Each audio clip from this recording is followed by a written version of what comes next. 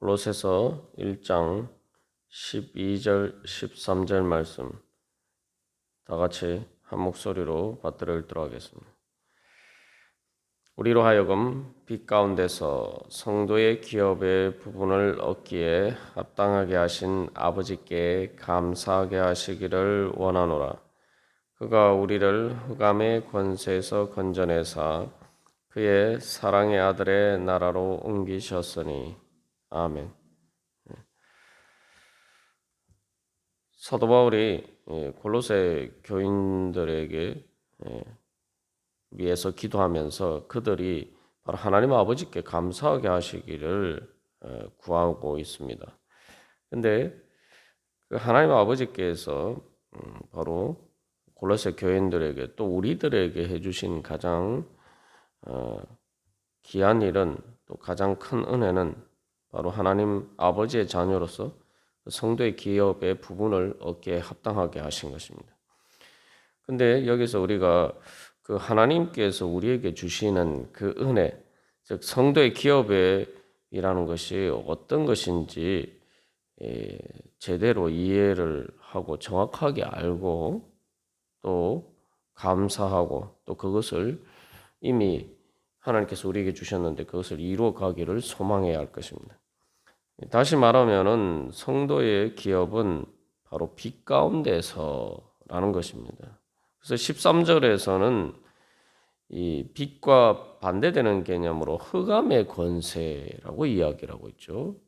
그래서 하나님 아버지께서 우리를 흑암의 권세에서 건져내서 그의 사랑의 아들의 나라로 옮기셨다. 즉 그의 사랑의 아들이라는 것은 예수님을 이야기하죠. 그래서 예수님의 나라.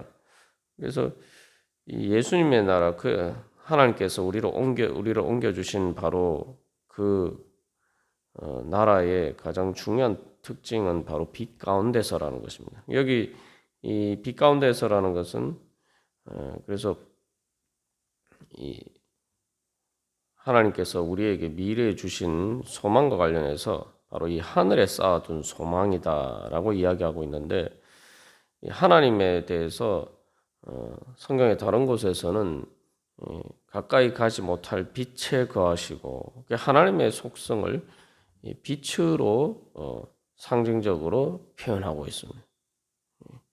그렇기 때문에 그 빛이 가려지면은 생기는 문제가 바로 이제 흑암, 어두움이죠. 그래서 우리가 늘 항상 기억해야 될 것은 어둠의 권세가 강한 것처럼 보이지만 우리가 11절에서도 영광의 힘과 관련해서 나누었습니다만 하나님의 빛 앞에서는 어둠은 아무런 힘을 발휘하지 못할 뿐만 아니라 말 그대로 존재할 수가 없는 것입니다. 우리가 쉽게 알 수가 있죠. 자연에서도 빛이 비치면은 어둠은 저절로 사라집니다. 뭐 빛과 어둠이 자꾸 싸운다. 우리는 이런 개념으로 우리가 이해를 할 때가 많습니다만 빛과 어둠은 기본적으로 서로 싸우는 대상이 아닙니다. 다시 말하면은 어둠은 빛과 싸울 수도 없는 거예요. 그것이 이제 성경적인 개념과 세상에 인간이 만들어내는 종교나 철학과는 근본적으로 다른 개념이죠. 뭐 동양에서도 음양이라고 이야기를 하고 그래서 음과 양, 빛과 어둠과 꼭 대비되는 것은 아닙니다만 뭔가 또 페르시아의 조로아스트교처럼 선신과 악신이 빛의 신과 어둠의 신이 서로 싸운다. 이렇게 우리가 생각할 수 있습니다만 그걸 성경적인 개념 또 영적인 전쟁을 그런 식으로 이해하면은 우리가 큰 오해입니다. 오해일 뿐만 아니라 전혀 성경적이지 않다는 거죠. 뭐 이후에 15절 말씀 이후에서도 나옵니다만 자세하게 나옵니다만 성경적인 개념은 하나님의 빛 앞에서 어둠은 그 흑암의 권세는 말 그대로 존재를 할 수가 없는 것입니다. 빛이 비치면 어둠이 사라지는 것과 마찬가지죠. 그래서 어둠은 정확하게 얘기하면 어떤 실체라기보다 빛이 비치지 않는 곳에서 생기는 현상이 어둠이죠. 우리가 자꾸 이렇게 하나님의 빛을 가리는 그런 상황에 있다 보니까 내 안에 이제 어둠이 있는데 그리고 또한 우리가 그렇게 어둠 속에서 살아가다 보니까 자꾸 이게 빛과 어둠이 싸우는 것처럼 그렇게 오해하는 거죠. 그 사실 거기서 문제가 되는 것은 내가 하나님의 빛을 가리는 게 문제가 된단 말이에요. 하나님께서 우리에게 은혜를 베풀어 주셨는데 우리가 그 은혜를 그러니까 은혜의 효력이 우리에게 미치지 못하도록 우리가 죄와 또 여러 가지 우리의 인간적인 또 연약함 때문에 그것을 가리기 때문에 우리 안에 어둠이 생기는 거예요. 그런데 우리가 그 어두움을 벗어버리기 위해서는 하나님의 빛 가운데 빛을 가리는 모든 것들을 제거하면 되는데 이제 그런 과정에서 우리의 영적인 전쟁이죠. 그래서 영적인 전쟁이란 건 뭐 하나님의 빛과 어둠이 싸우는 것이 아니라 내 안에 하나님의 빛이 비치는 것을 가로막는 장애물을 제거하기는 것이 바로 영적인 전쟁인 것입니다. 우리가 이제 일단 그런 관점에서 하나님의 영광의 힘이 왜 승리의 능력인지 우리가 분명히 알아야 됩니다. 그래서 하나님을 이제 빛 가운데 거하신다라고 할 때에 하나님 나라를 또 빛이라고 이야기하고 또 요한계시록 마지막에서도 보면은 새 하늘과 새 땅의 새 예루살렘 성에는 태양이나 뭐 이런 것들이 필요 없다. 왜냐하면 하나님과 그 어린 양이 빛이시기 때문이다. 이제 그렇게 이야기를 합니다. 이제 이 상징적인 의미를 이제 가지고 있는데 그러면 그 한마디로 말하면 그래서 이 빛이라는 것은 하나님께서 빛이 가운데 거하신다는 것은 하나님께서 모든 우주의 모든 천지 만물의 에너지의 근원이 되시는 거죠. 그렇기 때문에 또 말 그대로 창조주 하나님이고 또 우리의 아버지가 되시는 겁니다. 그리고 또한 하나님이 빛 가운데 거하신다라고 할 때 하나님께서는 그 우리가 11절에서 영광의 힘과 관련해서 나눈 것처럼 그 빛으로 표현되는 바로 그 에너지를 모든 은혜들을 우리에게 태양이 빛을 뿌려주듯이 아낌없이 우리에게 그 은혜를 주시는 거죠. 그래서 온 우주 만물이 바로 그 빛의 원리에 따라서 생성되고 또 움직이듯이 바로 하나님께서 우리의 그러한 모든 우리의 어떤 생명체뿐만 아니라 모든 피조물을 주관하시고 다스리시는 것이 바로 하나님의 영광의 빛입니다. 자, 그러면은 이제 이 빛과 대비되는 어둠과 관련해서 흑암과 관련해서 우리가 하나님 나라의 성격을 이해할 수가 있겠죠. 자, 빛이 비치면 제일 먼저 뭐가 있습니까? 다른 말로 하면 그것을 진리입니다. 진리. 그래서 빛이 비치는 곳에서 모든 어두운 가운데 가려졌던 것들이 다 드러나게 돼 있죠. 그래서 이 흑암의 권세의 첫 번째 특징은 진리와 반대되는 것은 뭡니까? 거짓이죠. 그래서 예수님께서도 사탄을 일컬어서 거짓의 아비다 라고 말씀하십니다. 그래서 아담과 하와도 죄를 지었을 때 처음으로 한 게 뭡니까? 하나님께서 그들에게 말씀하시면서 다가오셨을 때에 하나님께서 숨는 거죠. 하나님의 빛이 비치지 않는 곳에 자신을 숨기는 것. 그 죄의 가장 첫 번째 특징이 바로 그것입니다. 그래서 하나님의 영광의 빛이 비친다라고 할 때 그래서 하나님 나라의 특징은 바로 진리이고 그 진리 가운데서는 모든 게 말 그대로 투명해야 돼요.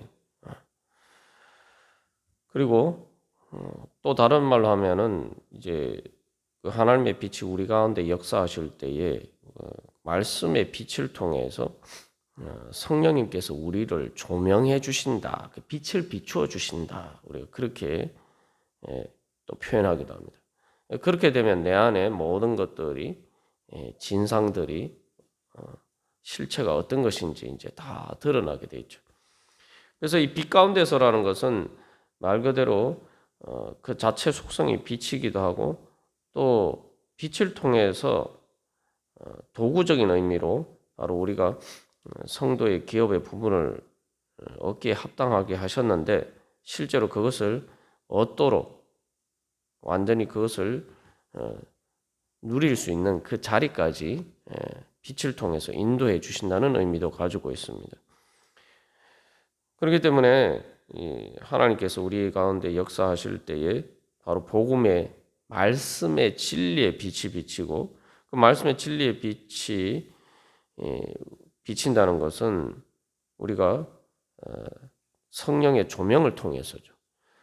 그래서 우리가 성경 말씀을 봐도 이해를 못하면 엠마오로 가는 두 제자가 예수님이 그들 옆에서 말씀하셨는데도 불구하고 깨닫지 못하는 것과 마찬가지입니다. 그래서 이 말씀이 나에게 정말 빛이 되려면은 성령님께서 그 말씀을 깨달아 알고 이해할 수 있도록 우리에게 조명을 해 주셔야 된다는 거죠. 자, 그렇게 될 때에 바로 우리가 제일 먼저 주님 앞에서 우리의 죄인됨을 깨닫게 돼요. 빛이 비치니까 예전에는 그래서 예수를 믿게 되고 내가 정말 빛 가운데 12절에서 빛 가운데라고 하는데 내가 정말 빛 가운데 있는지 없는지를 증명할 수 있는 스스로 점검해 볼 수 있는 가장 중요한 기준은 내가 하나님 앞에서 내가 죄인이라는 것을 나의 부족함과 연약함을 제대로 인정했는지를 보면 알 수가 있어요. 아주 역설적인데 이것도 뭐 이 부분 여러 번 우리가 또 말씀을 통해서 나눴습니다만 이 아침에 이제 가끔 보면은 이 창틀이나를 통해서 햇볕이 강하게 직사광선으로 비치게 되면은 평소에는 아무리 햇볕이 밝게 비쳐도 먼지 같은 것이 안 보이죠. 그런데 그 햇볕이 그 틈을 통해서 이 집중돼서 이렇게 비치는 때에는 우리가 이 공기 중에 떠다니는 먼지조차도 다 보입니다. 그래서 오히려 역설적으로 하나님의 빛 가운데 가까이 갈수록 우리 자신이 더 추하고 더러운 죄인이라는 것을 고백하게 된단 말이죠. 어둡고 캄캄한 곳에서는 먼지가 있거나 얼룩이 있거나 이래도 잘 안 보여요. 그래서 뭐 내가 죄를 많이 지어서 사도 바울처럼 뭐 죄인의 개수다 이렇게 고백하는 게 아니라 하나님의 빛 가운데 우리가 신앙이 가까이 가면 가까이 갈수록 즉 우리의 신앙이 성장해서 더 하나님의 빛이 우리 마음 가운데 많이 비치도록 그런 영적인 성장에 이르게 되면은 하나님 앞에서 내가 예전보다 더 깨끗하고 더 정결하고 더 죄를 적게 짓고 정말 다른 사람 보기에는 정말 흠이 없는 것처럼 보여도 하나님 앞에서는 죄인임을 고백하게 된다는 겁니다. 대표적인 사람이 구약의 성경에 나오는 이사야 선지자죠. 이사야 선지자가 거룩하신 하나님의 영광에 빛 가운데 섰을 때에 화로다 나여 망하게 되었도다. 입술이 부정한 자로서 하나님을 배웠기 때문이다 라고 이야기합니다. 그런데 이사야는 그때 이미 선지자였죠. 유대 왕국에서 누구보다 하나님 앞에서 정결하고 깨끗한 사람이었지만 그렇게 고백하게 됐고 또 욥도 마찬가지입니다. 욥도 동방의 의인이라고 하나님께서 인정하셨음에도 불구하고 폭풍 가운데서 하나님을 만났을 때에 그가 오히려 하나님 앞에 회개하는 모습을 볼 수가 있습니다. 이게 하나님의 진리의 빛이 그만큼 강하게 빛이었다는 거죠. 그렇기 때문에 우리는 내가 더 깨끗해지고 정결해지고 하나님 앞에서 흠없이 되어 가더라도 우리는 더욱더 겸손해지게 되는 거예요. 하나님의 진리의 빛 가운데 거하는 사람은 그렇기 때문에 하나님 앞에서 더욱더 자기 자신을 낮추고, 그렇기 때문에 오히려 또 역설적으로 하나님의 그 은혜를 더 많이 받을 수 있는 정결한 그릇이 되는 것이고, 또 더 큰 그릇이 되어가는 거죠. 우리가 우리 자신을 비우고 낮추는 만큼 하나님의 은혜가 우리 가운데 임하는데, 바로 그렇게 될 수 있도록 하나님이 빛 가운데서 우리 가운데 역사를 하시는 것입니다. 그래서 이 빛 가운데 거할 때 우리 자신의 죄를 발견하게 될 뿐만 아니라, 또한 우리가 말 그대로 하나님 앞에서 우리의 거짓을 버리게 되죠. 신앙생활 할 때 가장 중요한 것 중에 하나가 하나님 앞에서는 순전해야 됩니다. 순수해야 돼요. 우리가 세상 살다 보면은 자꾸 이렇게 사람들과의 관계에서 지내다 보면은 부지부식간에 이 순수함을 잃어버리게 되는데, 문제는 그렇다 보면은, 그렇게 되다 보면은 자꾸 이렇게 내 자신을 감추고 숨기는 것이 익숙해지다 보니까 하나님 앞에서도 자꾸 그렇게 된단 말이에요. 내가 원래 사람들 앞에서 사람들과의 관계에서도 그러던 버릇이 돼서 하나님과의 관계에서도 그런단 말이죠. 근데 문제는 그렇게 되면 하나님의 은혜를 못 받죠. 하나님의 은혜의 빛이 비쳐야 되는데 내 자신을 하나님께 숨기면은 하나님의 은혜의 빛을 내가 차단해 버리는 것이 되고 맙니다. 그래서 안타까운 일 중에 보면은 하나님의 은혜를 못 받는 사람들 보면은 하나님 순수하잖아요. 그래서 성경에서도 두 마음을 품지 말라고 이야기는 했는데, 이 사람들 앞에서도 그러다 보니까 하나님 앞에서도 거짓과 거짓으로 자신을 속이고 하나님을 속이고, 그런 안타까운 일들을 많이 보게 됩니다. 신앙생활 한다는 사람 중에, 열심히 신앙생활 한다는 사람들 중에서도 그런 문제를 가진 사람들이 많아요. 근데 이게 순수하지 않다 보면, 거기에 익숙해지다 보면은 어두운 가운데서 지내다 보면 이게 이제 버릇이 돼가지고 자기가 이중적인지, 우리가 사람이 위선과 가식을 완전히 다 벗어버릴 수는 없습니다만, 자기가 하나님 앞에서 얼마나 이중적인지 그런 것을 깨닫지 못하는, 그렇게 그 가운데서 지내는 사람들이 많다는 거죠. 그래서 그런 부분에 있어서 또 내가 정말 빛 가운데 거하느냐, 우리가 또 점검해 볼 필요가 있습니다. 그래서 하나님 앞에 나갈 때, 오늘도 우리가 기도하면서 나갈 때에 말 그대로 빛 가운데 나아가는 마음으로, 하나님 앞에 말 그대로 벌거숭이 갓난아기가, 그죠? 엄마 아빠 앞에서 가리는 게 있습니까? 다 드러내잖아요. 또 예를 들어서 말씀드린 것처럼 수술대 위에 올라가면은 자기를 치료하는 의사에게 겉만 보이는 게 아니라 내장의 뱃속까지 다 드러내 보이잖아요. 거기도 그냥 빛도 아니고 일반 형광등이나 이런 우리가 보통 쓰는 불빛보다 더 강한 조명으로 환하게 비춰야 돼요. 그래야 수술이 되는 거예요. 근데 하나님 앞에 기도하며 나가면서 하나님 고쳐주시기를 원하면서 자기 자신을 감추면은 안 되죠. 우리가 그래서 하나님을 우리의 아버지, 즉 우리의 아빠라고 생각해야 돼요. 갓난아기가, 아주 어린 갓난아기가 엄마 아빠 대하듯이 그런 식으로 우리 자신을 하나님 앞에 우리의 부족함과 우리의 연약함과 우리의 모든 허물들을 주님 앞에 있는 그대로 다 부끄럼 없이 다 드러내. 그래야지 하나님의 은혜를 받을 수가 있습니다. 우리가 오늘도 기도하면서 나갈 때 그런 마음으로 주님 앞에 나갈 때 주님께서 바로 하나님의 그 영광의 은혜로, 그 사랑으로 우리를 고쳐주시고 또 채워주실 줄 믿습니다. 다 같이 기도드리시겠습니다.